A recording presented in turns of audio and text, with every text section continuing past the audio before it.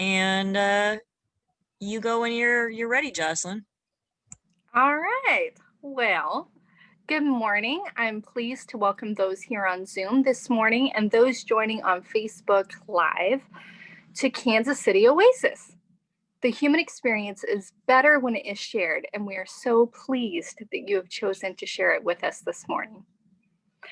We gather here around our 5 values, which are: people are more important than beliefs, meaning comes from making a difference, reality is known through reason, and human hands solve human problems, and be accepting and be accepted. We're really excited to welcome back our musical guest. Sage, are you here? How's it going? Good morning. Hi. I am a really big fan of yours. So I'm really, really glad you're playing. Would you open us in our first song? Absolutely. Here we go. Let's see. Here we go. It's 2 songs in the beginning, right? Or is it just 1? It's 2. Okay, awesome. Here we go. Yep. This is original. This is called Catalyst. Next song that will be following is a song called Chaos. Hope you guys enjoy it. Let's rock.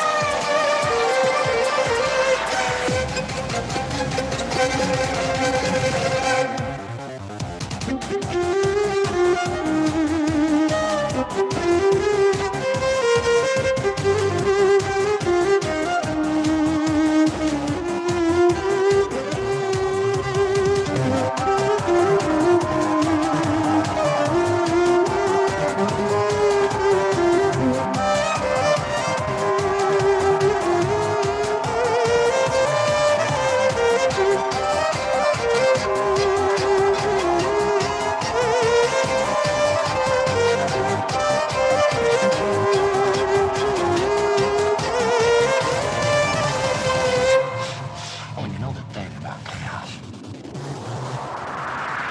It's there.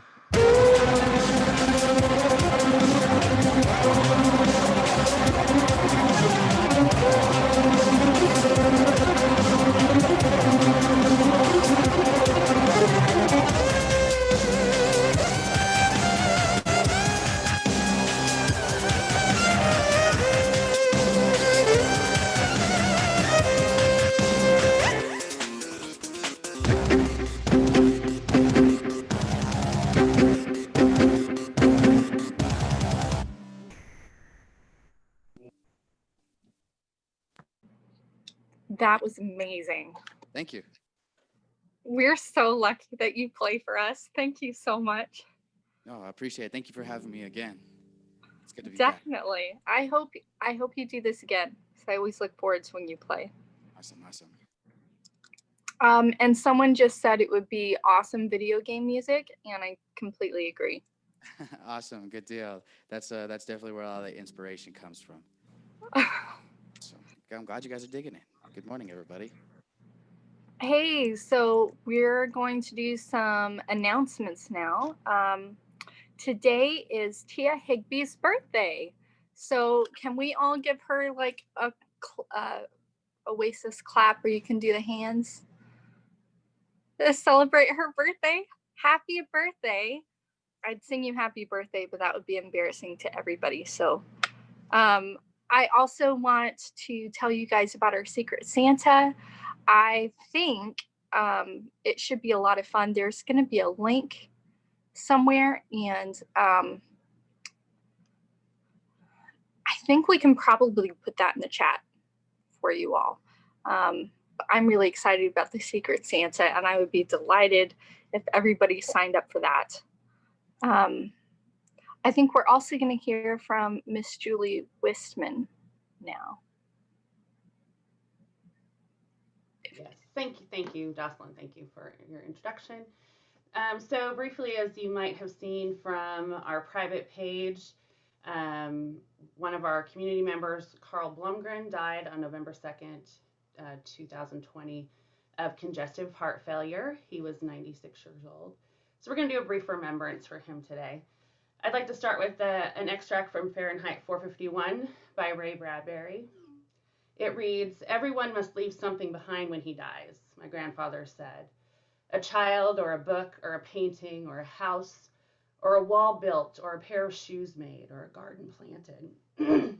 Something your hand touched some way so your soul has somewhere to go when you die. And when people look at that tree or that flower you planted, you're there. It doesn't matter what you do," he said, "so long as you change something from the way it was before you touched it into something that's like you after you take your hands away." So Carl was definitely one of those people that used his hands and did much to change the things around him. He was a veteran of World War II, and though he was too young to enlist after Pearl Harbor, Carl continued to work at other jobs until his 18th birthday in 1942. He joined the Army Air Corps and was assigned to a repair squadron in the South Pacific. While he was on leave in Hawaii, he was unfortunately run over by a Jeep and suffered a severe knee injury that required a year of hospitalization rehabilitation and affected him the remainder of his life. But after that, with the help of the GI Bill, he enrolled in civil engineering at Iowa State University and received his Bachelor of Science degree in 1949. His first job was with the state of Iowa, bringing clean water programs to rural communities, a way that he touched people's lives and changed things. Then even grander, in 1970, he became a charter member and one of the founding fathers of the Federal Environmental Protection Agency. He worked on construction grants, helping to distribute many millions of dollars to small towns and water districts to bring sewer systems to rural communities in Nebraska, Iowa, Kansas, and Missouri. He became the director of the Air and Water Division and ultimately the Water Division director, and he retired from this career in 1995.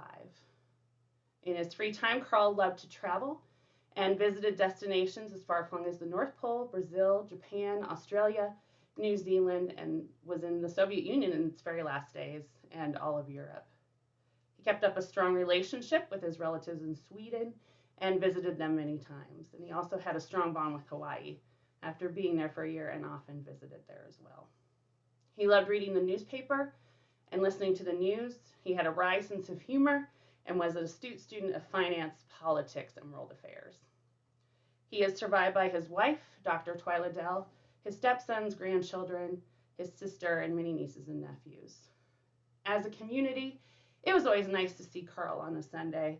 It wasn't easy physically for him to join us, so we really appreciated the effort that it took for him to get there.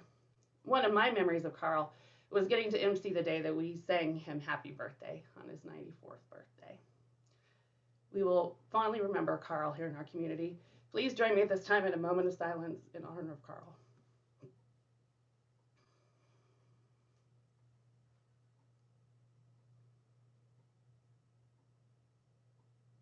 Thank you very much.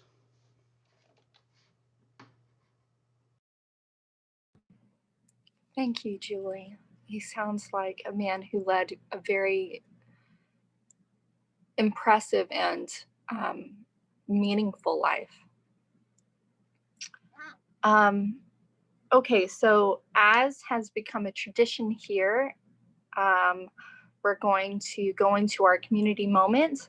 Now, a community moment is a chance for someone from Oasis to share something that they've learned, share something about their journey through life, or even just their favorite hobby. If you're interested in sharing your story, you can reach out to Mark Dixon. And if Mark is here, can you give a little wave? All right, so 3 words to describe our community moment speaker, JJ, is atheist, determinist, and humanist. And if he has a warning label, he said it would be that he is reliably unreliable. Welcome, JJ. How's it going, everybody?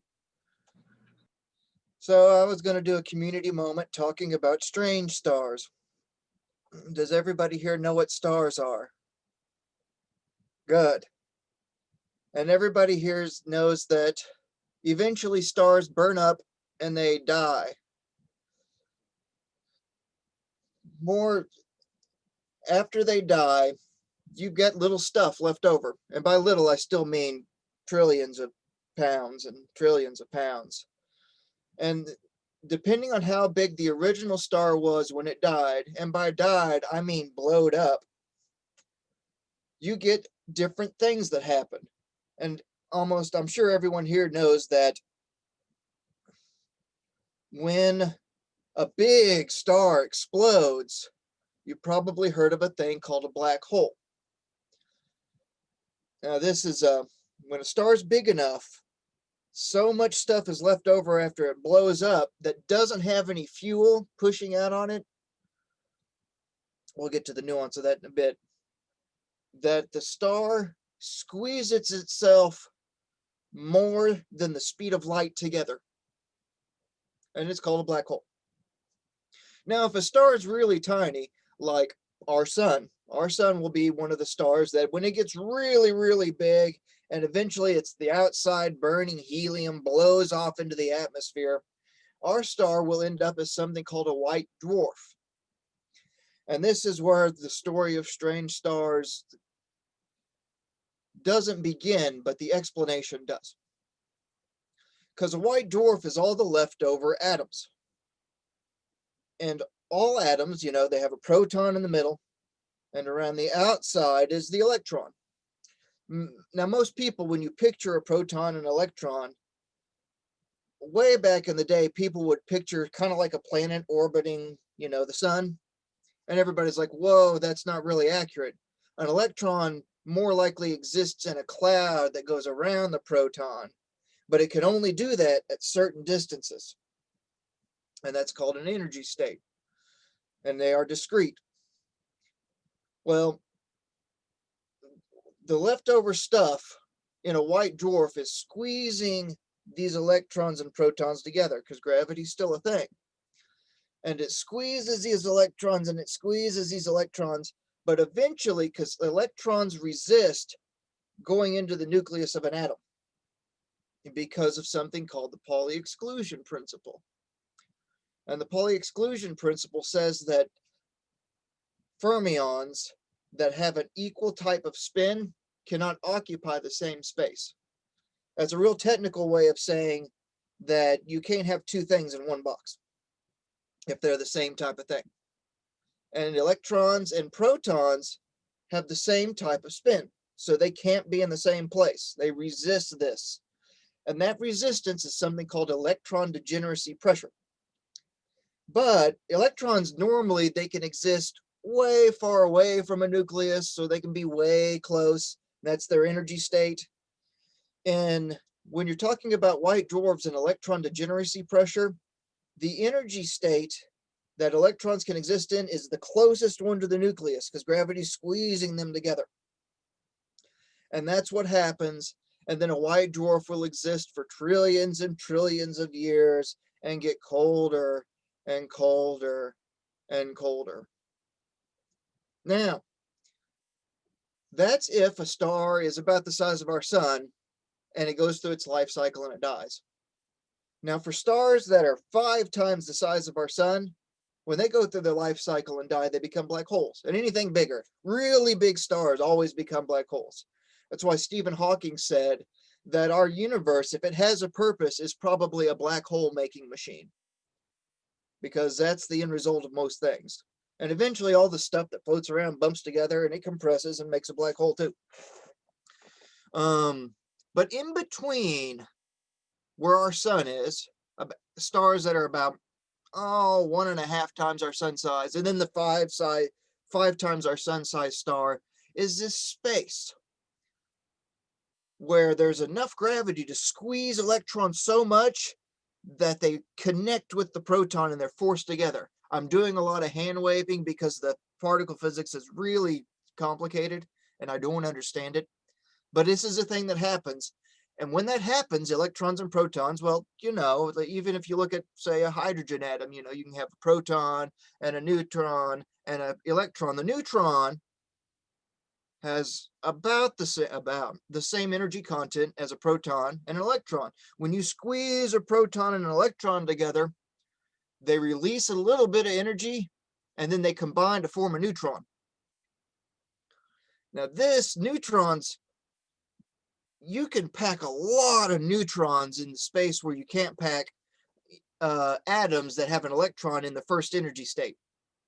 So these stars are really dense. A neutron star is composed entirely, like imagine the periodic table, and you know how you've got the 1 on top for a hydrogen atom that tells you how many protons there are, and then on the bottom you've got the thing where it tells you the atomic mass, which is the total of all the things, and it's almost 1 for hydrogen. It's a little more because there are hydrogen atoms with some neutrons, but there is an element called neutronium, and I say element loosely, but it's where you have an atomic mass of 0 an atomic mass of 0 because there are 0 protons, and it has an atomic weight of 1 because it is 1 neutron and it is a free-flowing neutron. Normally, and we can create free neutrons in labs, particle accelerators, neutrons decay. They don't last very long. But when you're squeezing it with the mass of 2 suns worth of gravitation together, neutrons stick together. So I want you to imagine how much, like if you took all the atoms in a star, well, it's a little less than them, and then you made them all just into neutrons and squished them all into the same space. If we did this to an object the size of our sun, it would be about the size of Long Island. That's how much volume it would take up. If you took a teaspoon of that matter, it would weigh like 10 trillion pounds. A teaspoon of it. It's super dense. And so in some star cases, when the star collapses like our sun size, what stops any further collapse is electron degeneracy pressure. Now with neutron stars, the reason they don't get squished anymore is because of the Pauli exclusion principle again, but now it's a different kind of pressure. It's a neutron degeneracy pressure. Notice how I said that, you remember we talked about the white dwarfs getting squished together but stopping, but if you had enough gravity, you could do it. Well, that's like another stage, you level up to a neutron star. But theoretically, in the math, there's yet another stage before you get to the black hole boss. And that possible hypothetical stage is something called strange matter.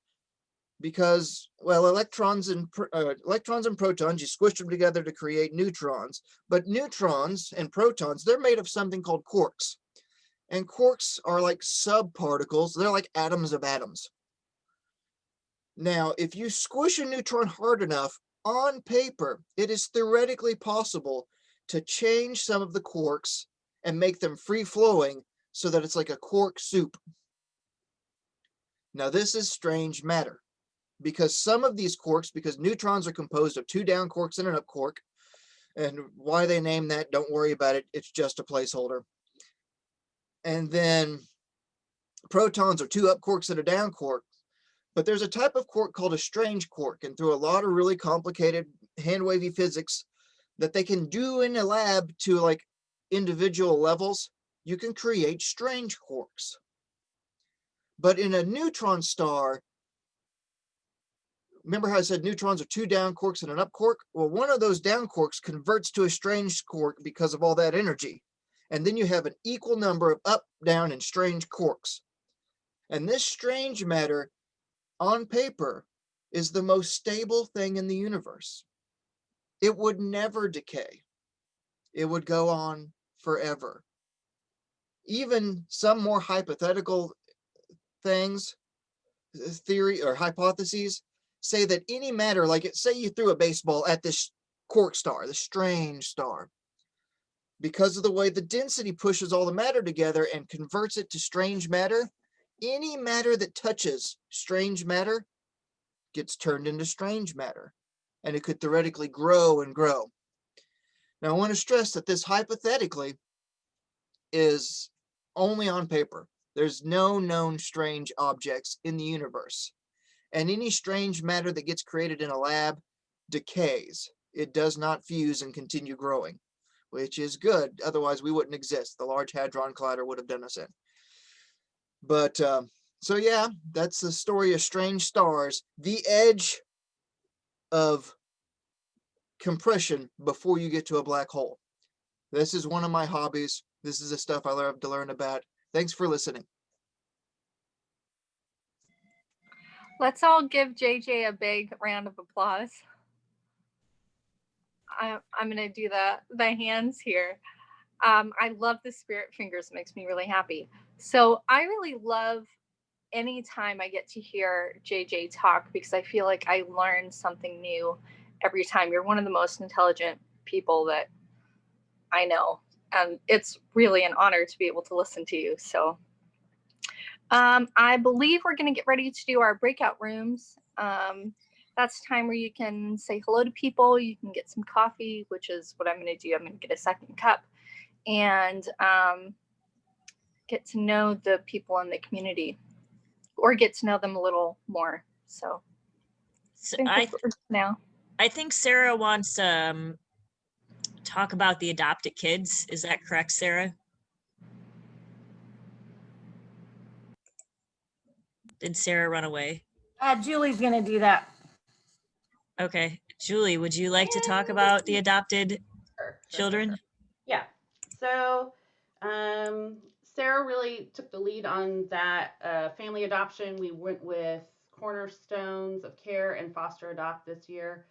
Both great organizations doing a lot to help kids that are in the foster program and are transitioning out, which both things are great. We adopted 20 children this year, which is a record, I think, for us, which is really great. The support that we got from the community was also really fantastic. People donated. For those that went and bought gifts, there was over $750 in gifts donated. And we were right about at, I want to say, my math is good, about 1650 in cash that was donated. So not only were we able to fill every wish on those 20 children's lists, we still had some left over. There's gifts that are available at the parent store where the parents can go and choose their own gifts. And also some gifts for Kansas City teens through Sack It for Santa. So we just can't express how much we appreciate your support of this program, and also, it's just a way that we can, continue our mission of using our human hands to solve the human problems of income inequality and just the support that's needed to the children in the foster care program. So thank you so much for making a difference in this way.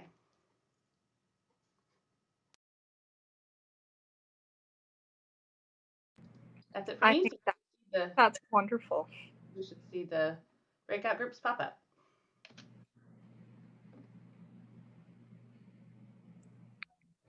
Breakout rooms are now open. Just a reminder, if you stay, actually, you know what? We're not on Facebook Live today, but let's pretend we still are. So if you stay in the main room, please keep it PG because this recording will be made available.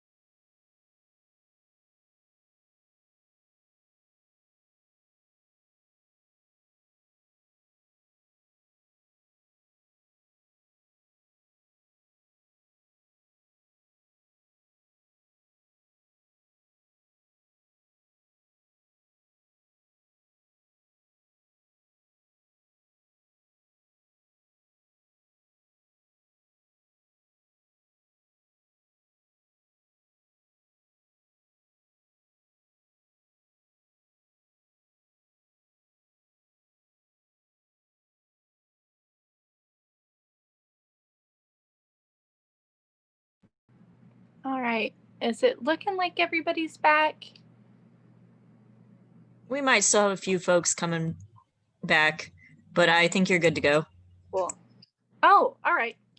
Well, I am very, very excited to say that the time has come. We get to hear from Sage Cornelius again, which I am super psyched about. Welcome back, Sage. I just want to say that if you want to support Sage, you can give via PayPal, Venmo, or Cash App. And you can follow him on Facebook, Instagram, and YouTube. And he also has his own website where you can follow everything that he's up to. And all of that information will be in the chat below. It's personally really important to me to support artists as we're able, especially during this time. So just want to put the plug in. All right, and Sage, take us away. Thank you very much. This song I played, I think, on the first time that I played Oasis, and people seem to enjoy it. This song goes out to my Game of Thrones, Lord of the Rings people, and yeah, this song is called Sacred Stones.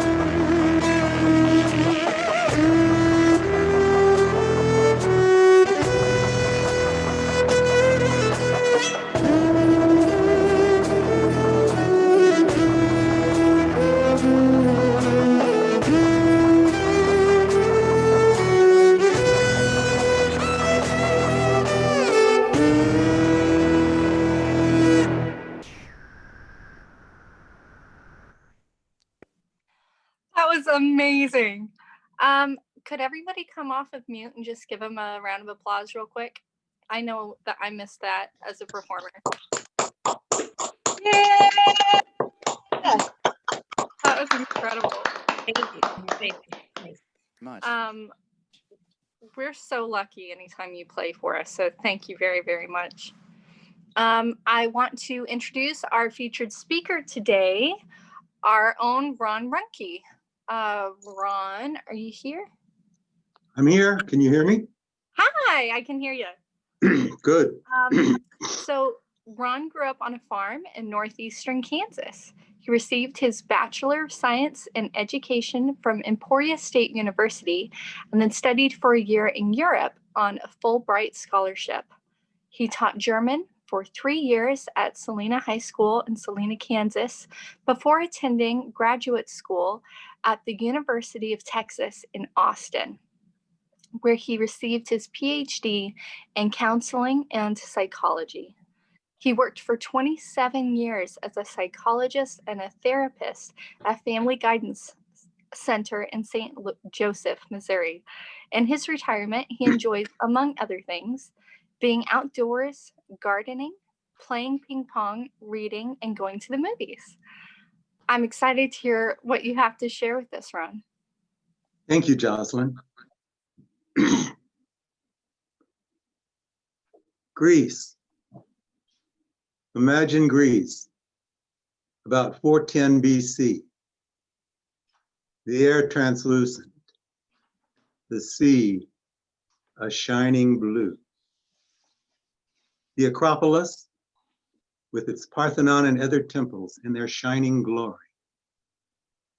Below the Acropolis, an open space, an agora, a marketplace, a place of civic announcements and public discussions. Imagine Socrates there, pestering his fellow Athenians, questioning, asking them, what is the meaning of life? And imagine him surrounded by a group of Athenian youth who, when they left him, could see through the pretensions of their elders. And one of those was a young poet named Aristocles.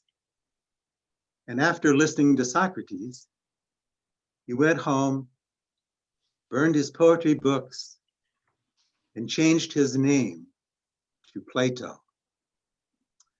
Interesting factoid here, Plato's father's name was Arista, which is the name of one of our youngest members, who is closely related to today's Community Moment presenter. It is said of Socrates that he lived by the dictates of reason. Reality is known through reason. We have inherited many things from the Greeks, but two things stand out according to Professor Francisco Ambrosio. Science as an ideal of theoretical understanding, and citizenship as an ideal for living. Plato tells the story of Socrates' trial, Socrates being his ideal of the citizen hero. In the Apology and other dialogues, the Apology and the Republic are two of the seminal works of secular humanism, two of our sacred scriptures, if you will. Socrates, Plato, and Aristotle are our intellectual and ethical forefathers, not a bad lineage. The American Humanist Association defines secular humanism as a progressive philosophy of life that, without theism and other supernatural beliefs, affirms our ability and responsibility to lead ethical lives of personal fulfillment that aspire to the greater good of humanity.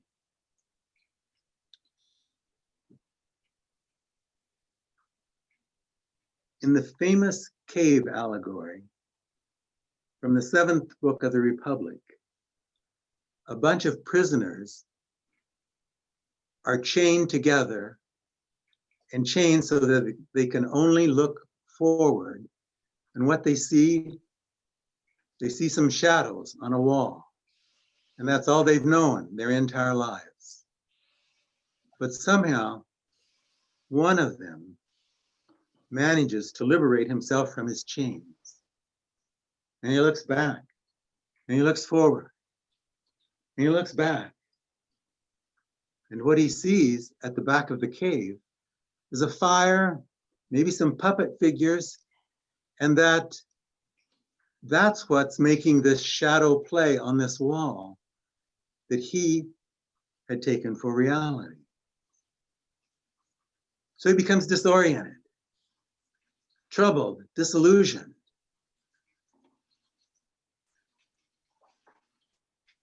But he has new realizations. And he realized that what he had taken for reality wasn't.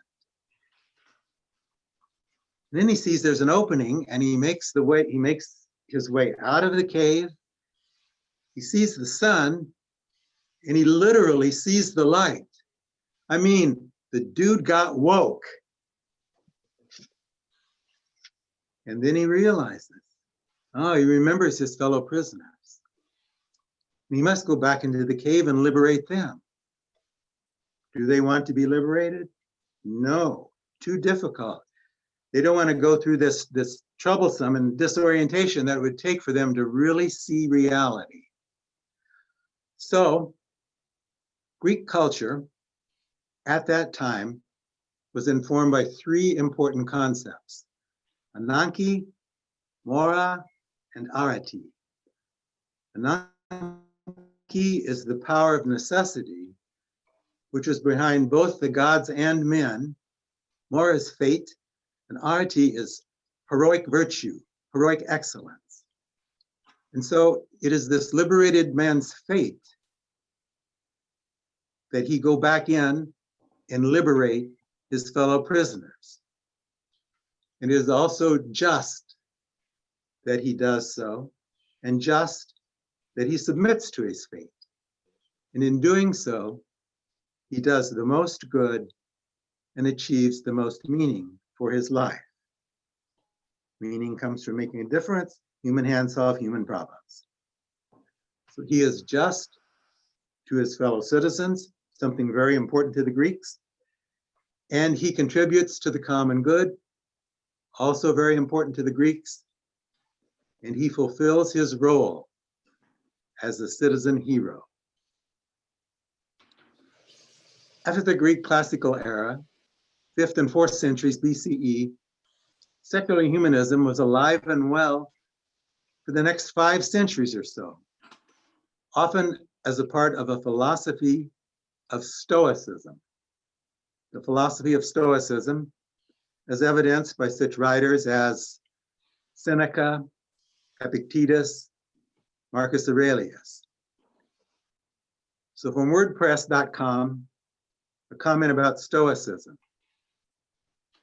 For Stoicism, the purpose of life is happiness, which is achieved by virtue, living according to the dictates of reason, ethical and philosophical training,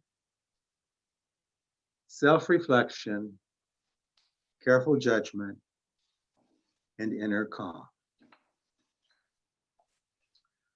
But in the 1st century AD, there was this guy named Paul traveling around the Roman Empire, and he was laying down a story that got him in trouble with Roman authorities.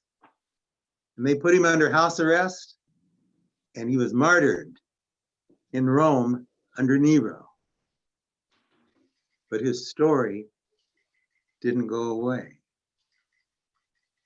In fact, it grew. And as the Western Roman Empire began to decline and things got pretty dicey, and there was threat of invasion from the north, and people became more and more unsettled and anxious. And they turned to this narrative. You may have heard about it. It was called Christianity. And this narrative eventually carried the day for over 1,000 years. And secular humanism just pretty much disappeared during an entire decade. And then, with the Renaissance in the 14th and 15th centuries, humanism came back into the picture, and the Greek classics were rediscovered. And in art, we have Michelangelo's David, beautiful David. David, a biblical figure, but presented in Greek classical form. Okay, now we're going to see history through another framework. Ken Wilber, founder of Integral Philosophy, has written many books. He has been both equally lauded and equally criticized. But one component of his writings is to put history in a broad model of stages of cultural evolution, which I find useful. Here are the stages as described by Jeff Salzman, who is a practitioner of integral philosophy. The first stage Wilber calls archaic, in which we are hardly differentiated from nature. And that's about 250,000 years old, followed by the tribal stage, which is 50,000 years old. Then the warrior stage, which is 10,000 years old, and characterized as egocentric, aggressive, exploitative, courageous, powerful, determined. There's a warrior component to almost every society, but in the warrior stage, it's the force that controls the society. After the warrior stage, the pre-modern or mythic fundamentalist stage, 5,000 years old, which is characterized by rules, roles, morality, guilt, fundamentalist belief in God, and is often embraced by social conservatives. Then the stage of modernity, which is characterized by science, rationality, democracy, individualism, capitalism, and the return of secular humanism, which is about 500 years old. And it's pretty much the world in which we live. Then he posits a postmodern stage, uniquely defined by him as embracing multiculturalism, environmentalism, feminism, civil rights, LGBTQIA rights. And it's world-centric, subjective, and sensitive. And it's about 100 years old. This stage came in strongly in the 60s with civil rights, feminism, the peace movement. Some of us lived through those difficult and challenging times. Wilber sees these last three worldviews, pre-modernity, modernity, and post-modernity, as in competition with and quite critical of each other in today's culture. The culture wars, in other words. Wilber posits a further stage, which he calls integral, and considers it a qualitative leap from the previous stages, in that it befriends all stages, excludes none, takes the best of each stage, is creative, flexible, and holistic, and has just been coming online for about the last 50 years, and with just a few people in the population reaching that stage. I know that was a lot of information, but let's go back now and put these two approaches together, these two histories together. From the 16th to the 18th century, the battle between pre-modernity and that is mythic fundamentalism and modernity was fierce. The church held sway, pretty much total sway still. But the Copernican revolution was underway. Copernicus died the year his major work was published, 1543, and probably saving him from a pretty bad fate. Bruno, a philosopher and astronomer, refused to renounce his heretical ideas, and he was burned by the stake in 1600. Galileo, sometimes called the father of modern science, was put on trial for heresy in 1633, convicted, and was forced to renounce heliocentrism, denounce his support for the church's view that the earth was the center of the universe. And he lived the last 8 years of his life under house arrest. But 80 years later, Newton confirmed heliocentrism. And over the next 200 years, science, reason, the Enlightenment, and modernity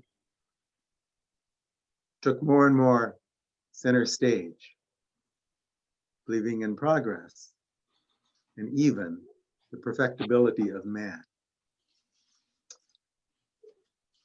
The trauma of the 20th century seriously shook that belief. But here we are in the 21st century, with Wilbur estimating that about 25% of the people in our culture are predominantly in pre-modernity, 50% predominantly in modernity, and 25% predominantly in postmodernity. I would say that most of us in Oasis are probably at the postmodern level in terms of values, but in modernity in regard to the use of science, logic, facts, and reason. But we probably live our daily lives mostly in modernity, because capitalism has pretty much colonized us all. Wilbur says that 70% of the people in the world are at the pre-modern stage or lower. So to sum up, and it may become more clear if I give you the extremes of each stage. So in the tribal stage, you're either in the tribe and you conform. If you don't conform, you're probably kicked out and on your own. In the warrior stage, you're either the victor or the vanquished. And generally bad things happen to the vanquished. Trump, in this stage, in this view, is seen as a throwback and operating mainly out of a warrior stage, or at least trying to. In the mythic fundamentalist stage, you're either a saint or a sinner. You're either good or evil, and God will punish or reward you. People who are predominantly in this stage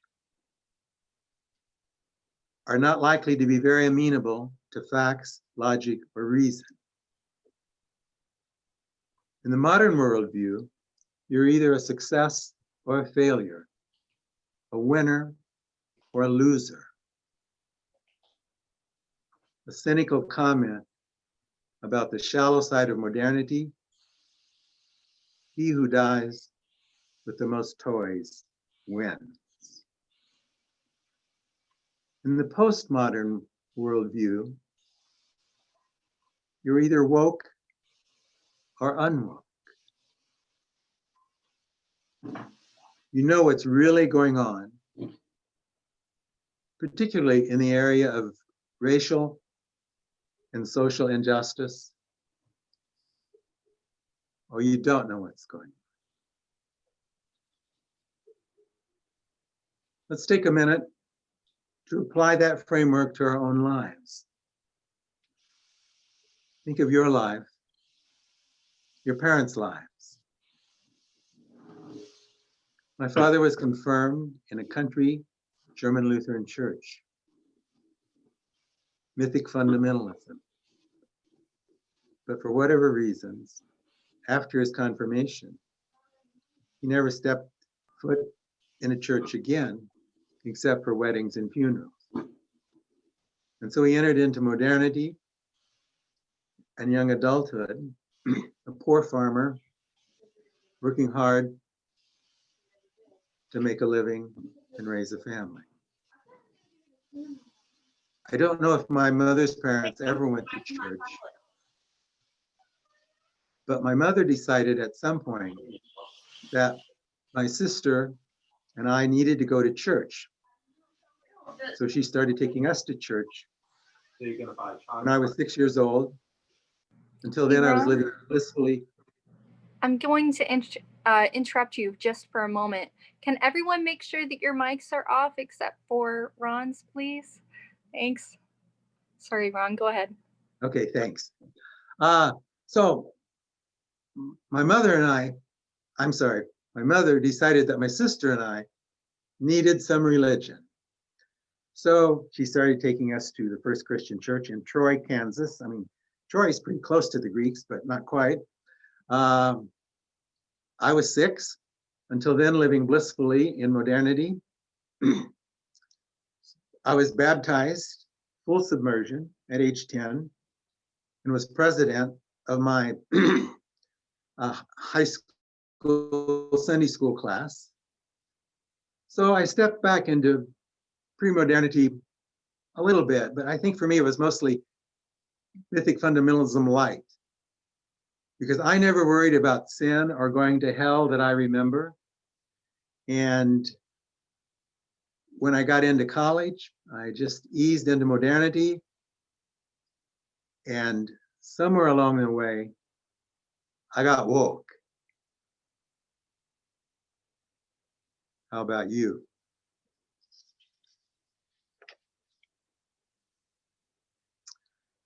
Until recently, we, the woke, the postmoderns, and I think that includes most of us in Oasis, were considered in Wilber's scheme to be the cutting edge of evolution.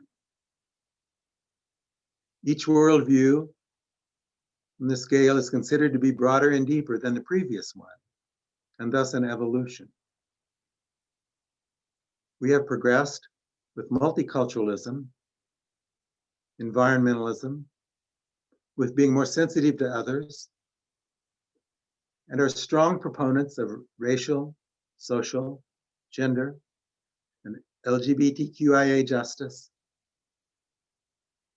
and thus are also seen as political progressives. At our best, we wokesters are working for a just transition to a world that works for all. The road to resolving the climate crisis travels through justice. We saw the biggest protest movement ever this summer for justice. If you hear something, sorry, that's my landline.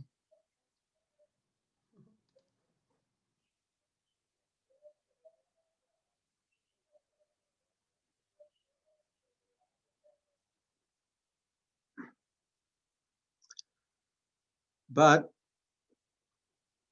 we have also come under criticism for being sanctimonious, judgmental, self-righteous, being too politically correct, and elitist toward those who are not as woke as we are, being fundamentalist in our own way,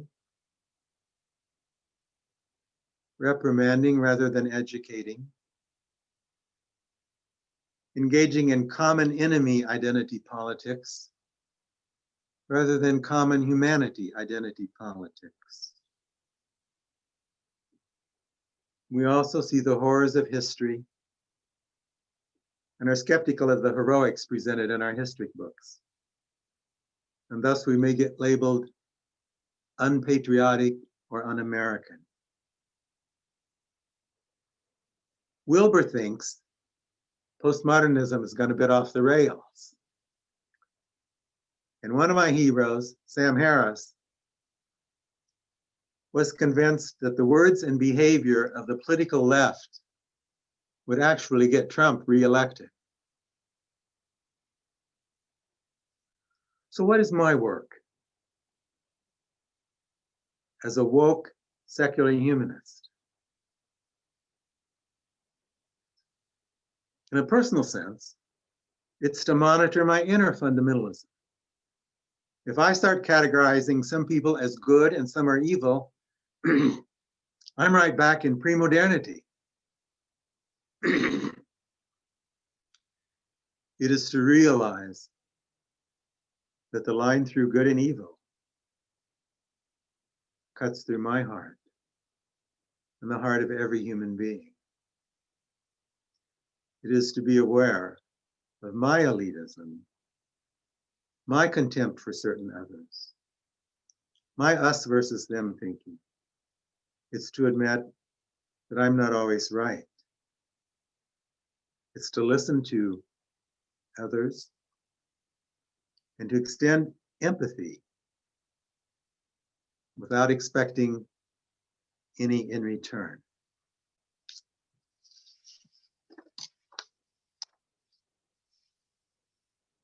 Okay, I have to make a little segue to the movies here. And we could talk about heroism in the movies for a long time.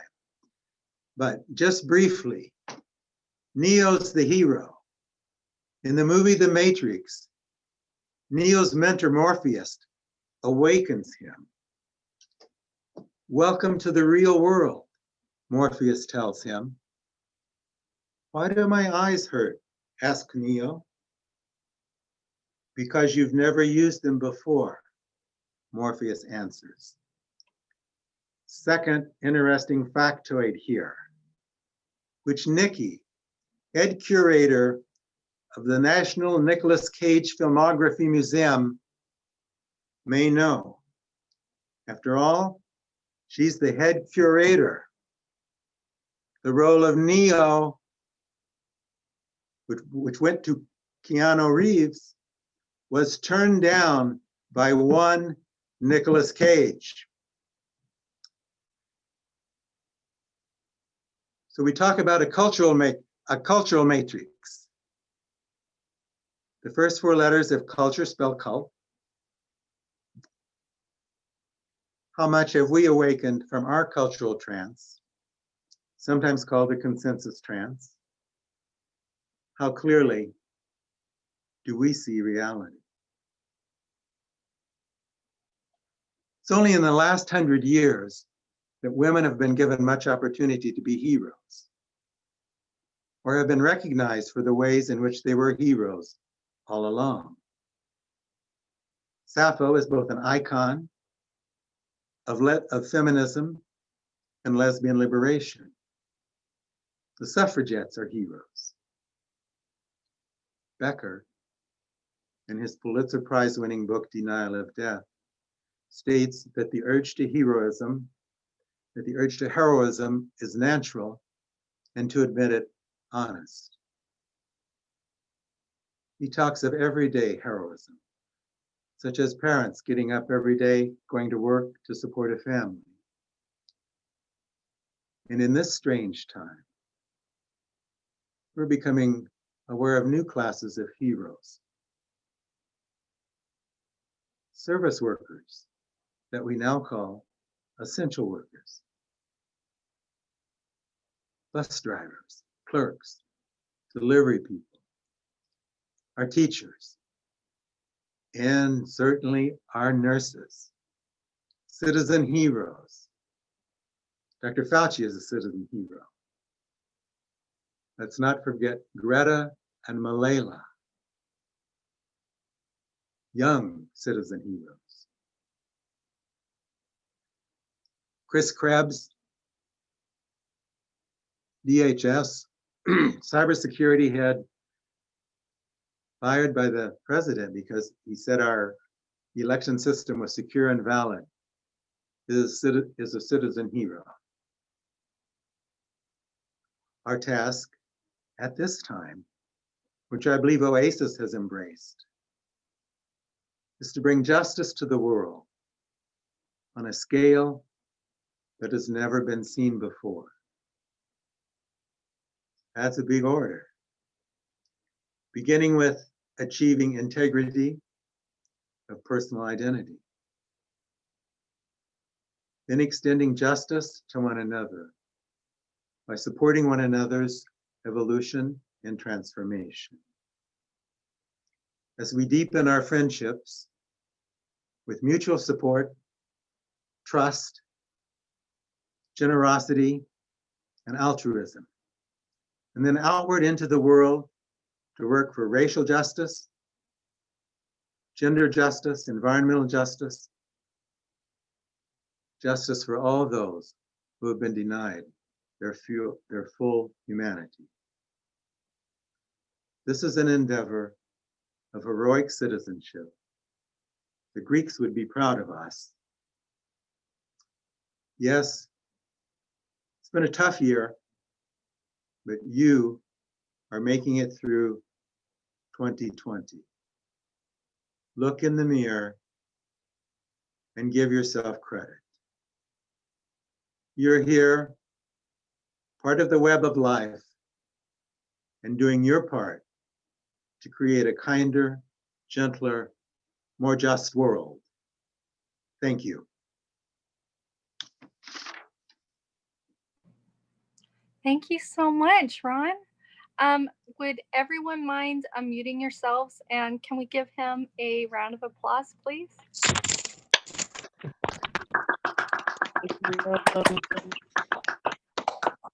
Thank you. That was a really incredible talk. And I do want to open it up for questions, but I have a few lined up for you already.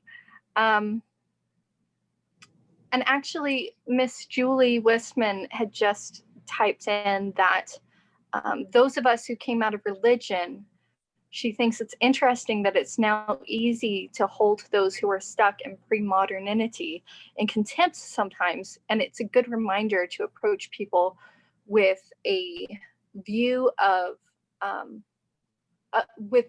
their potential. And I just thought that was, I mean, that just sort of hit me. Mr. Sage says your words remind him of the quote, "Only fools and Siths deal in absolutes, especially in regards to a warrior-based society." I wanted to ask how you got into philosophy to begin. Thank you, Jocelyn. I guess it's part and parcel of my, I think, fairly broad interest in the humanities. Obviously, I was trained as a psychologist and a therapist, but the thing to really understand what's going on, we need to be also a sociologist and a philosopher to know something about philosophy. I'm certainly not well versed in philosophy, but I am interested in it. And I think pulling all those things together gives us a broader picture of understanding human beings. I think you sound very well versed in philosophy, but that's just my opinion. Miss Julie Wistman asked, do you find in times of crisis that there's a resurgence of reliance on religion, just as in the case of the early example of the Greeks? I think that's true. The research that's been done on terror management theory says that certainly in times of crisis, if our death salience is provoked then we tend to become more conservative, pull back into groups, our own tribe, if you will. So we become more tribal and tend toward a more conservative worldview. It's interesting that if in some of the research that's been done with liberals, if their death salience is provoked and they become more anxious about death, that they tend to sort of veer back and become a little bit more religious. So I think, yes, that definitely is true.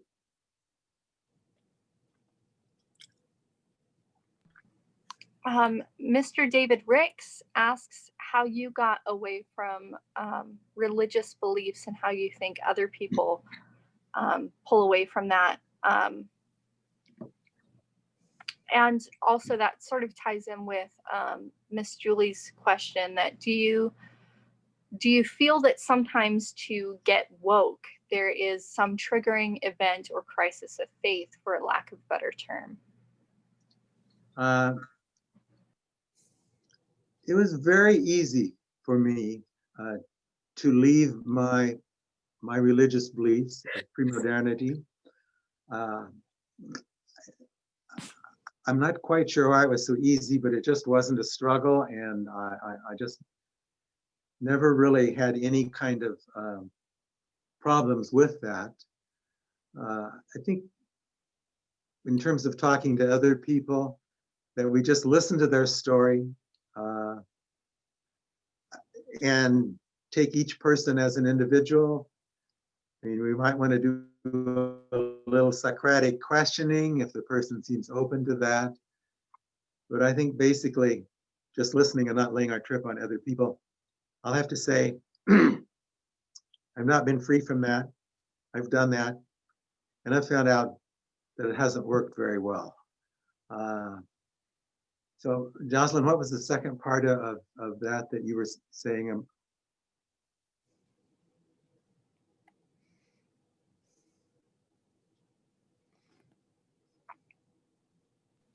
Yep, sorry, I was muted, sorry. Miss Julie was wondering if you think that to get woke, you sometimes have to go through, for lack of a better term, a crisis of faith to sometimes get there.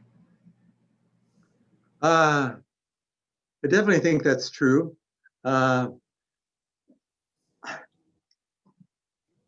the guy in the cave, I mean, he certainly had his reality shaken up and went through his own crisis, as it were. And I think it also happens in this day and age, and there's so much information coming at us from so many ways. So there's opportunity for people to really have their faith shaken in various ways.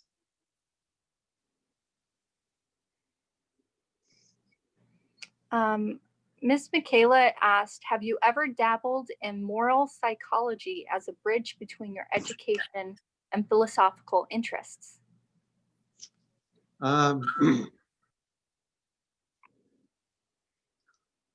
Well, definitely Jonathan Haidt, in his book, The Righteous Mind, How Religion and Politics Divide Us.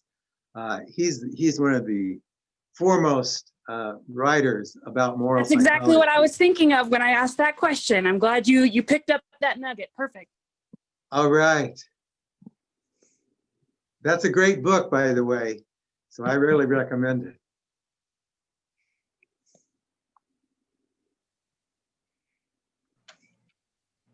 Have you found poetry to be a vehicle to express much of your views on philosophy?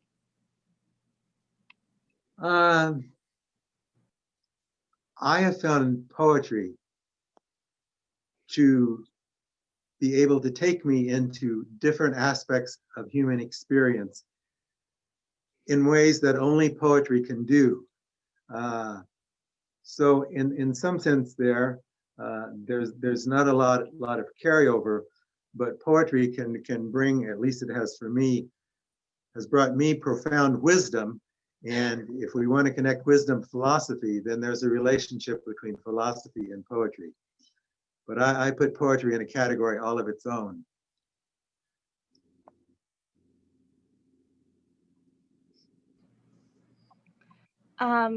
There's another question here. Jeremy and Genevieve are asking, how do you think this historical worldview aligns with Eastern philosophy? They're thinking of our colleagues in China and even Russia and how they feel about this evolution towards West postmodernity. Well, I want to back up a minute because I think poets at some level are philosophers. So I want to throw that in. Jeremy and Genevieve, I think you're maybe taking me a little bit beyond my expertise here. The whole thing that's going on in China, you may know more than I, in terms of, on the one hand, China under communism being, quote, atheistic, and yet Confucianism and Taoism and Buddhism have always been a part of, have been a part of Chinese history for a long, long time. And now Christianity is even coming back in somewhat, but it's also being persecuted somewhat. So I invite you guys to speak to that question if you have anything you want to say.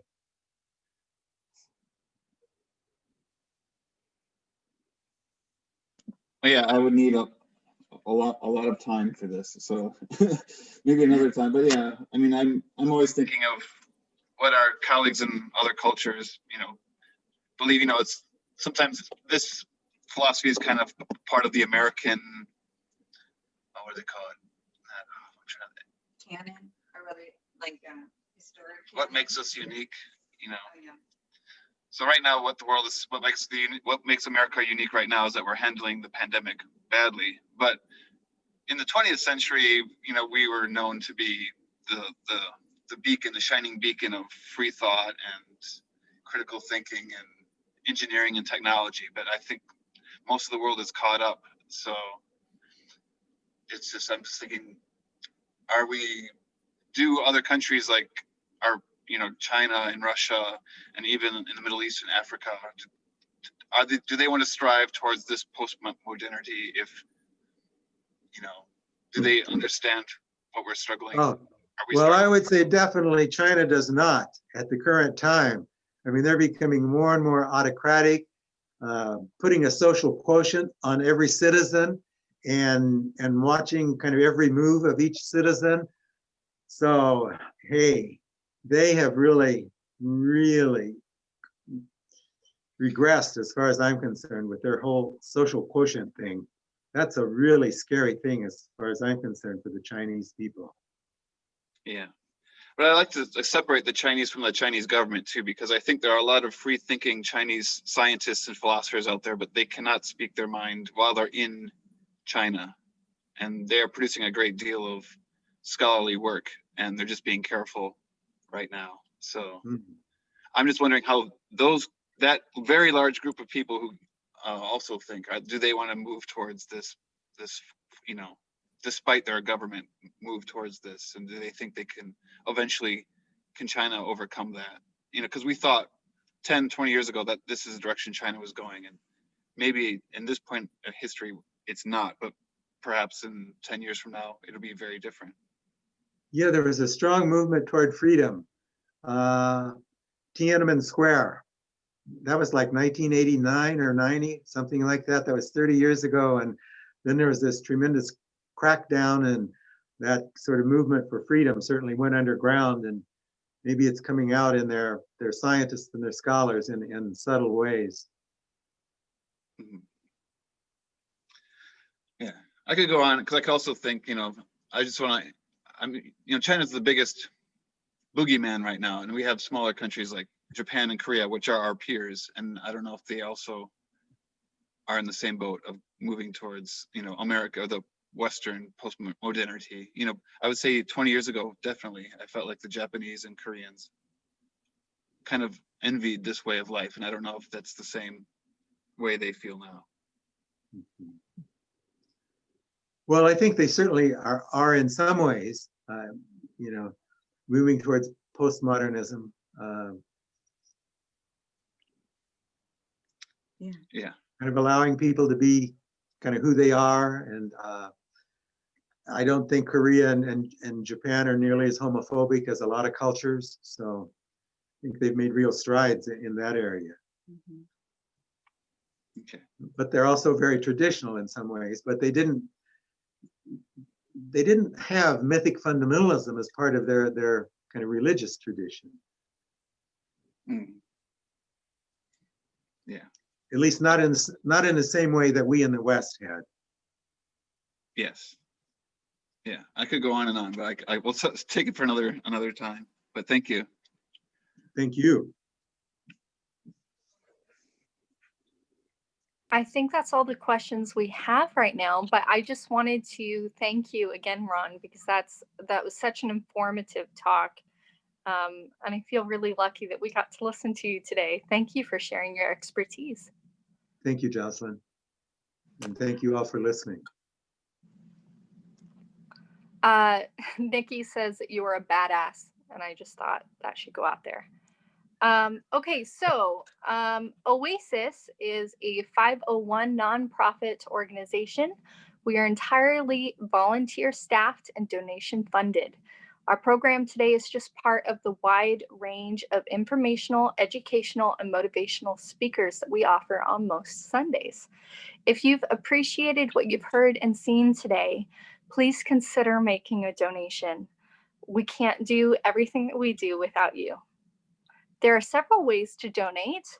If you want to donate by credit and debit card, you can text 816-839-7656 with the dollar amount that you would like to give. Or if you prefer to give via a reoccurring weekly or monthly donation, that can be set up online through Simple Give. Just go to the website, kcoasis.org, click on donate at the top of the home page. And it is now time for our final musical performance. Let's welcome Sage Cornelius back. Can we give him a round of applause? Good words, Ron. Good words. Thanks, everybody. Thanks. Here. This next song I'm going to play. For the last song, thank you to Oasis. Thank you to everyone who has enjoyed my music.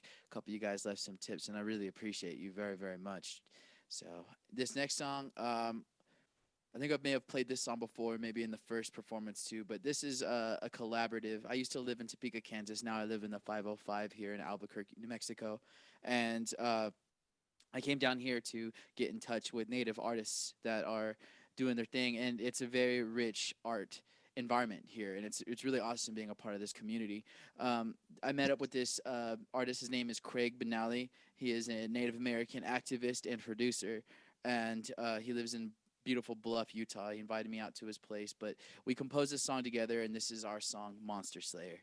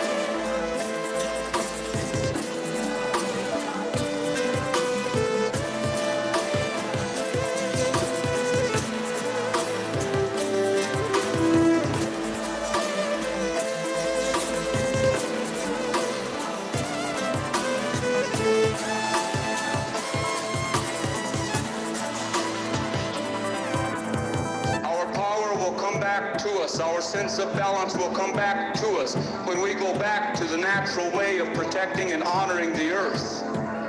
If we have forgotten how to do it, and if we think that it looks overwhelming and we can never accomplish, then all we have to do, and each of us as an individual can go out and we can find some spot on the earth that we can relate to. Feel that energy. Feel that power. That's where our safety will come. The earth will take care of us. We have to understand that the American corporate state will not take care of us. They do not care about us. Maximize their profit. That is where their whole life value is placed upon. Maximize the profit. They will turn us against each other to maximize the profit because they have done it in the past.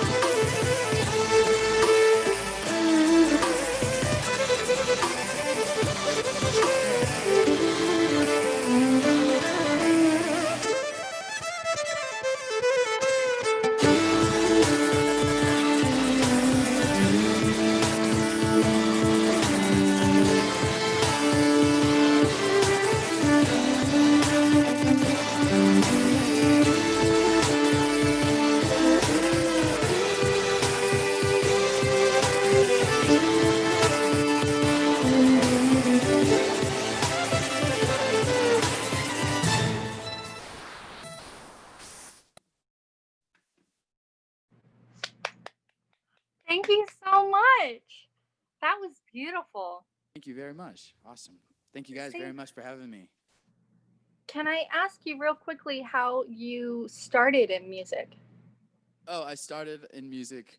I was cruising with my grandpa, Don. Rest in peace. He passed away on Christmas 10 years ago. But we were driving in his 87 El Camino to the store, and I heard The Devil Went Down to Georgia by Charlie Daniels. He recently passed this year. But as soon as I heard that fiddle anthem and I heard the Devil's solo, which was this dark, ominous, scary, shredding, wild sound, and then you come back and hear Johnny's solo, which is this big, explosive, major, good sounding sound. That's when I was like, I gotta learn how to play this instrument. It can do it all. The fact that it involved an El Camino and The Devil Went Down to Georgia makes that story epic to me. Awesome. Heck yeah. Thank you so much for sharing. Absolutely. Thank you for having me. Yeah. I just want to thank everyone that shared today. And thank you guys all for your questions. And thank you for showing up. It's great that we have presenters, but if you don't show up, it's all pretty pointless. So thank you guys to you as well. I know there's a lot of people that, especially getting through this pandemic, you guys are our family and very needed. So anyway, I think that's all we have for today. So thank you guys very much.